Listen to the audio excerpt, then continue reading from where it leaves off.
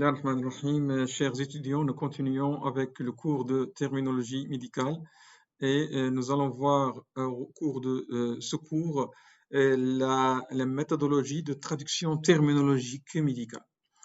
Donc, c'est quoi la traduction terminologique? C'est le transfert des concepts d'un terme médical d'une langue à un terme médical d'une autre langue. Et donc, c'est plus un transfert de concepts, plus un transfert de mots. Et donc, normalement, le terme médical, c'est un terme linguistique qui a un sens particulier. Donc, ce sens particulier, il l'a acquis en devenant, en entrant et en on n'est pas utilisé par des spécialistes. Et donc, mais avant tout, c'est un terme linguistique. Et donc, lorsque vous avez un texte médical, vous avez une grande partie de ce texte médical qui est fait de langage littéraire. Et 10% réellement comprend des termes purement médicaux qui nécessitent un effort de traduction en termes. Et cette traduction doit obéir à certains impératifs. Tout d'abord, il faut qu'on obtienne des termes simples qui doivent être facilement utilisables et des termes unifiés, c'est-à-dire que tout le monde va utiliser. Et donc, c'est ça l'obstacle, c'est l'utilisation qui va rendre le terme plus ou moins fréquent. Et donc, c'est pourquoi vous allez trouver parfois des termes qui changent pas avec le temps, changent d'un livre à un autre, en particulier dans la langue arabe. Pourquoi? Parce que la langue arabe n'est pas utilisée comme langue d'enseignement de la médecine de manière générale.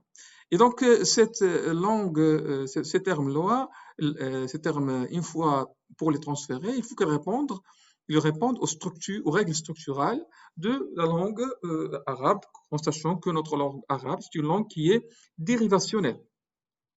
Et donc, par exemple, si on prend le terme spirométrie ici, la spirométrie, donc voilà, ici on va la définir, on va dire la spirométrie est une technique d'évaluation de la respiration par un appareil qui mesure les volumes mobilisables. Ça, c'est un type de texte médical et vous voyez qu'il comprend beaucoup de textes, de termes qui sont linguistiques. Technique, c'est pas un terme médical. Évaluation, c'est pas un terme médical. Respiration, c'est vrai que c'est un terme médical, mais qui est connu par tout le monde. Une fois que le terme est connu par tout le monde, ce n'est plus un terme réellement médical ou spécialiste, plutôt c'est un terme linguistique de manière générale. Par un appareil c'est un terme linguistique. Vous voyez que les volumes, mobilisables, tout ça, c'est des termes purement linguistiques. Mais c'est à partir de cette définition de ce terme spirométrie qu'on pourra trouver et définir des concepts, ces concepts-là qui vont nous permettre de produire le terme de la langue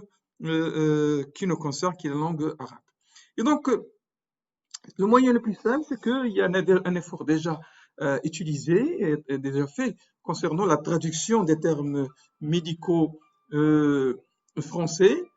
Et donc, cette traduction-là des termes médicaux qui est déjà faite, elle existe dans des sources de traduction actuellement qui sont disponibles en version électronique, et particulièrement ces dictionnaires électroniques de traduction en arabe de ces termes permettent de traduire de différentes langues, l'anglais surtout, puis vous avez aussi le français.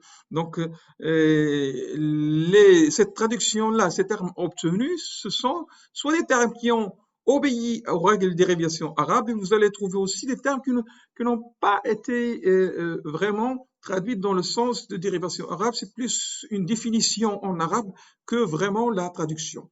N'oubliez pas que les impératifs pour traduire, c'est qu'il faut que le terme soit simple, il faut qu'il soit facilement utilisable.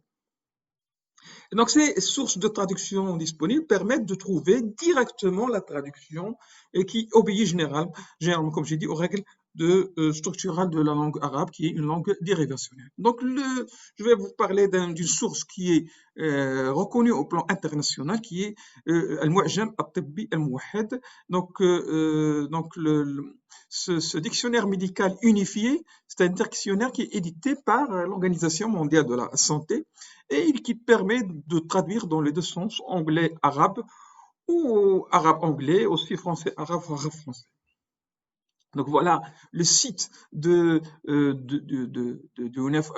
en anglais c'est Unified Medical Dictionary. Donc cette adresse vous permet d'accéder au site voilà l'adresse ici. Donc voilà, ici c'est pas. Donc on va corriger cette. Voilà. Donc cette adresse vous permet d'aller directement vers le site. Voilà, ici, c'est la version initiale du site. Donc, actuellement, on a, donc, vous voyez ici, vous avez, en anglais, bien sûr, c'est la version, l'anglais qui est la plus utilisée. Et donc, ici, vous avez la mise à jour du site et vous allez trouver ici. Donc, comment chercher? Vous avez ici le nom du site et le nom du dictionnaire. Vous avez ici le lieu où vous allez écrire votre recherche de mots. Et vous avez le choix entre est-ce que vous voulez chercher un terme exact, exactly as, donc, ou bien qui contient le terme que vous voulez chercher. Et donc, vous avez ici, par exemple, la possibilité de chercher de l'anglais à l'arabe. Généralement, cette recherche anglais-arabe est plus correcte que celle qui est utilisée pour le français, parce que le français, c'est pas une langue vraiment répandue pour la recherche médicale. Donc, il suffit d'écrire ici votre le mot que vous allez chercher et vous allez trouver, vous donner la traduction ici. Donc là, la traduction du Umpass. Par exemple, ici, on va vous trouver un exemple ici. On lui a demandé de nous chercher le terme gastrectomie. On lui a demandé de mettre la français, French, in Arabic, into Arabic. Et vous voyez qu'est-ce qu'il nous a donné? Gastrectomie. Et là, vous avez gastrec, gastre, c'est l'estomac. Ectomie, ça veut dire enlever. Et vous allez en arabe, c'est istisal al-maïda. Ça, c'est la traduction qui a été donnée. Et donc, vous voyez qu'ici, ce n'est pas une traduction qui est simple, puisqu'il a donné deux mots à la place d'un seul mot, mais on a la possibilité, dans la langue arabe, d'obtenir deux mots.